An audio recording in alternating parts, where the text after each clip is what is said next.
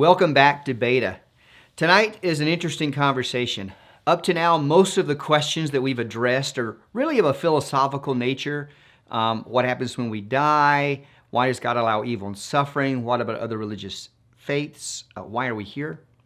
But tonight, the conversation changes because one of the most frequently asked questions that we get from people investigating Christianity is this one. What about sex before marriage? Now, if you notice, that one's way different than the others.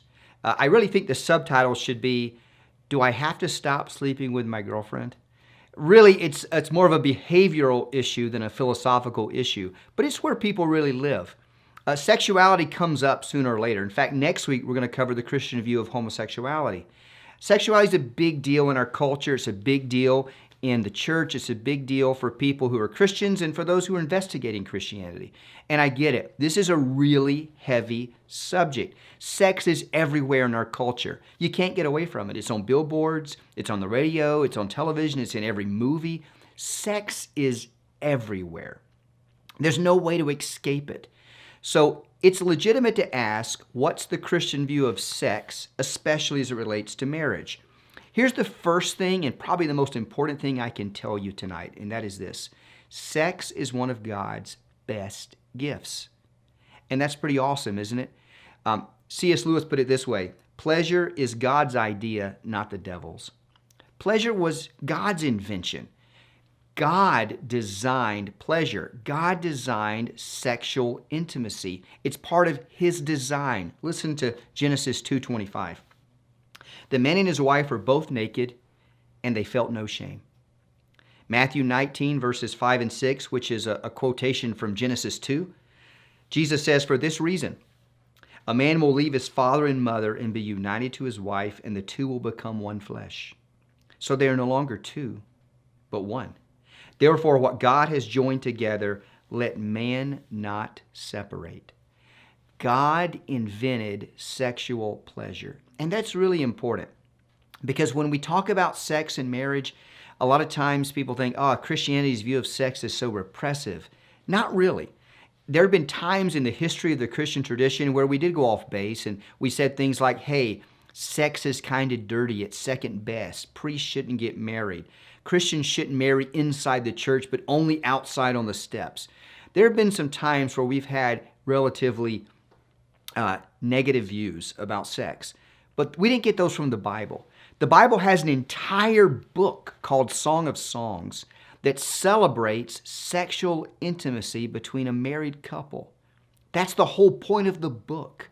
And it was a book that some people apologized for once upon a time in the Christian tradition. The reality is, sex is one of God's best gifts. So whatever we say tonight about it, realize God created it, and He created it for us to enjoy. So this is a gift, and it's a very beautiful gift, a very special gift, but also, like a lot of gifts, a dangerous one if misused or abused. So if it's God's gift, then it stands to reason that God Himself understands better than we do the proper limits and boundaries of our sexuality. And that's exactly what the Bible teaches. And when I talk about this, I want you to understand that I'm talking at this point to believers. You know, if you're not yet a believer, what I'm going to share with you is the way we should understand sexuality once we're inside, when we're insiders. This view is for believers only. So if you're not a believer yet, I'm not really talking to you, you're eavesdropping, okay? You're getting to hear what we think about sexuality. But of course, if you decide to follow Jesus, this is what it looks like to follow Jesus, because following Him in the area of sexuality is just as important as any other area of our lives. So, the view for followers of Jesus is that God's boundary for sexual intimacy is a lifelong commitment between one man and one woman. That's God's design. That's how God created this to be enjoyed to the fullest. He wants this gift to be enjoyed as long as the commitment is for life between one man and one woman, which we call marriage. That's why the seventh commandment of the Big Ten is do not commit adultery. And when I talk to people who aren't believers, even non-believers usually accept the fact that adultery is a really bad idea, that people shouldn't be unfaithful to someone they've promised to be faithful to. The real issue comes down to this. Well, what about before marriage?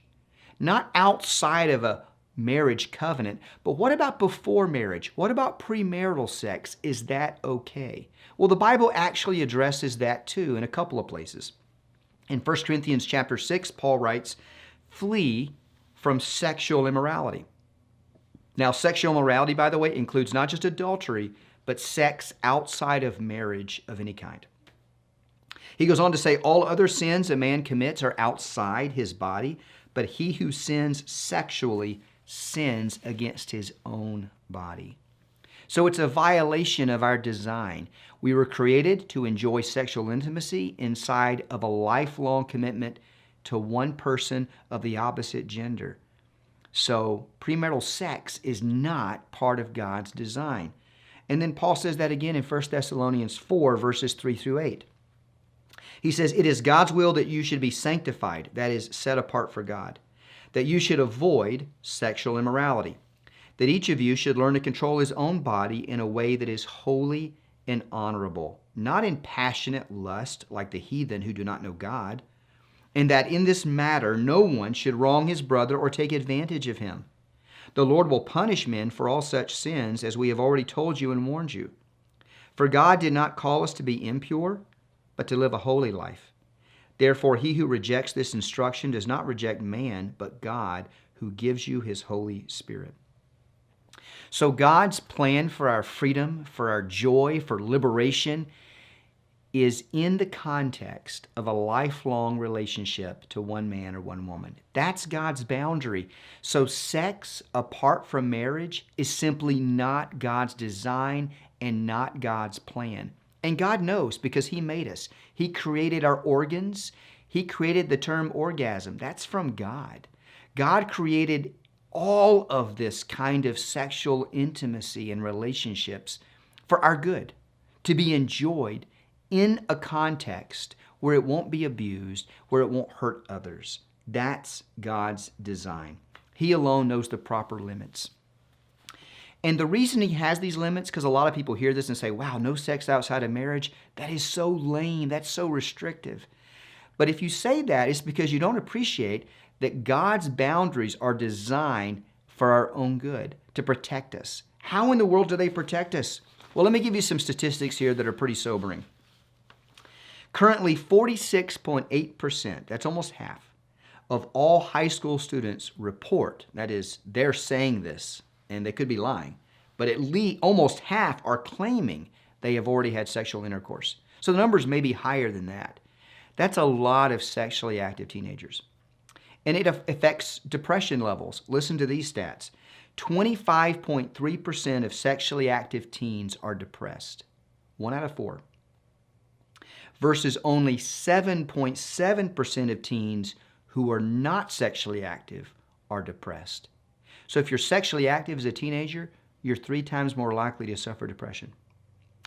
14.3% of sexually active girls have attempted suicide, while only 5.1% of teenage girls who are not sexually active have attempted suicide. Again, it's almost 3 times more likely a young woman will contemplate and consider suicide if she's sexually active.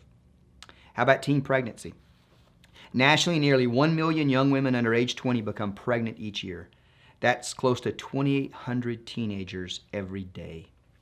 3 in 10 teenagers, 31%, become pregnant at least once before they reach the age of 20.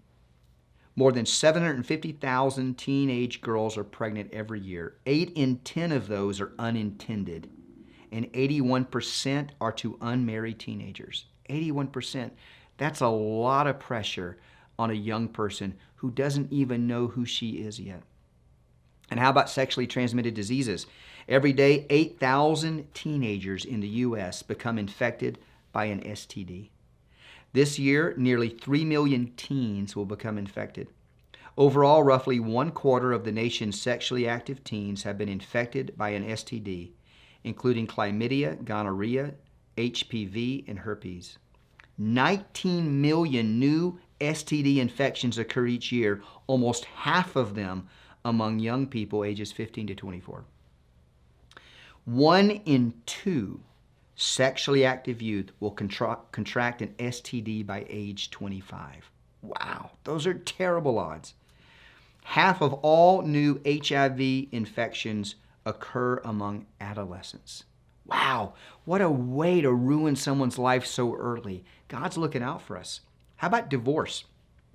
Women who have had sex before marriage have a 71% higher divorce rate than those who were virgins when they got married. That's crazy. Listen to this stat. No one seems to believe this stat, but every study proves it's true. As for living together, those who live together before they get married are 50% more likely to divorce than those who did not live together before they got married. That's so counterintuitive. It just makes sense that if you try out marriage first, the likelihood of it lasting goes up. Wrong. Trying out and playing it and not taking that stuff seriously before marriage means you are actually more likely to get divorced. So regardless of what seems logical to you, the facts don't lie. God's right. God's actually looking out for you and me. He's got our best interest in mind when he says these are the boundaries. And he also knows that sexual intimacy before marriage, that's a shaky foundation. Years ago, I met a young lady, and I was doing some counseling with her, and she was having a hard time, wanted to leave her husband, but they had 2 kids together. And I talked about, why did you choose to get married in the first place? And she said, you know what? The sex was great. But it turns out we don't even like each other. We don't have anything in common. We're not even friends. Wow. Once upon a time, they were only involved in sexual activity, and that clouded their judgment and blinded them to everything else, and it chemically bonded them to each other. And so they lost sight of the things that really matter in a long-term relationship. And when they entered it, they soon opened their eyes and realized they had made a huge mistake. That's not the way God intends it to be. So one reason he has these boundaries is he's actually looking out for you more than you look out for you. But another reason, quite honestly, is that God's boundary is designed to protect us from hurting others. God cares about the other person too. And sexual activity outside of marriage is inherently selfish. I mean, think about it. Even if the other person is totally volunteering, you're not doing this in order to serve the other person. You're doing this to serve you. You're doing this to gratify your immediate desires. And that's pretty selfish. In fact, the definition of selfish is to focus on what you want or what you need without regard to the impact it has on other people. And that's exactly what premarital sexual activity is. I mean, I'm not giving any thought to how this is going to impact the other person's future marriage, future lovers, future kids, future family. I'm not thinking about the depression this might cause in the other person. I'm not thinking about the guilt this will lead to, the shame. I'm not concerned about the other person's long-term impact. I only care about my sexual desires today. That's a pretty selfish activity. God actually cares about the other person and their future spouse and their future children and what they're going to go through. God expects us to leave people better off than we found them. And we're not doing that if we're taking advantage of other people. And if you're a follower of Jesus and you ignore God's boundaries, what you're really telling the world is, this Christianity stuff works on a philosophical level, but not really on a practical level. I mean, imagine if I'm going around and having affairs with other people. What I'm really telling the world is, Christianity is great as a concept, but it doesn't work in the real world. I've discovered that to really enjoy life to the fullest, I have to ignore everything God tells me about intimacy, and I have to make exceptions all the time. That's what I'm really saying. I'm saying Christianity is a great idea, but it doesn't really work. That's terrible. You're not really living the Christian life. You don't really believe God if you ignore his boundary. This not only hurts you, it hurts other people. Not only the other person you're being intimate with, but other people who are watching. Because we're on display all the time, and other people are making judgments about not only us, but our faith when they watch our behavior. I would also say this: rejecting God's boundaries is really a failure to love God. You can't really look at God and say, God, I love you really well. I'm just totally ignoring everything you say in this area. You can't say that. If you're ignoring what God says in this area, you're simply ignoring what God says. And that's an issue. So how do you make it right? Well, if you failed in this area, here's the good news. There's grace and there's forgiveness and there's mercy if you seek it. So here's what you do. You just admit that this stuff is not okay with God. You admit with God, you agree with God, that's confession. And then you stop. You just stop this behavior, whether that means moving out or breaking up or getting married. I mean, there's lots of options. You want to consult someone, but you need to stop the activity that is unholy, that is not right, that is not honoring God. That behavior has to end. And then God offers you mercy. God loves you. God wants you to experience grace, not shame. He wants you to experience wholeness, not live life filled and riddled with guilt. But you have to resist temptation.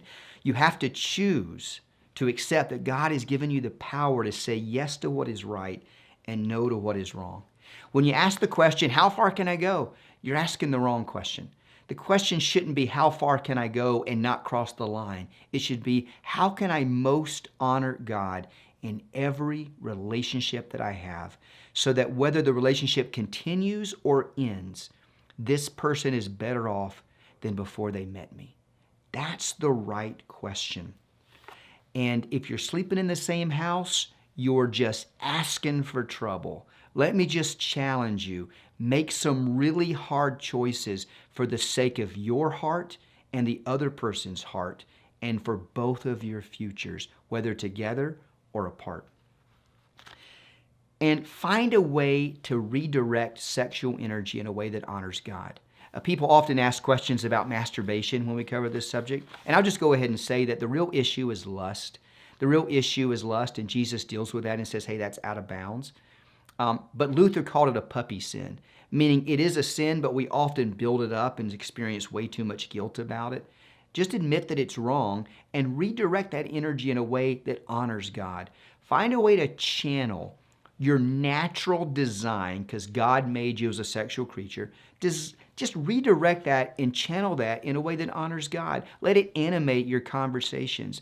Let it be something inside of you that you control in a good way, in a godly way, so that you remain alive to God and alive to people without taking advantage of them, without using them for your own immediate gratification.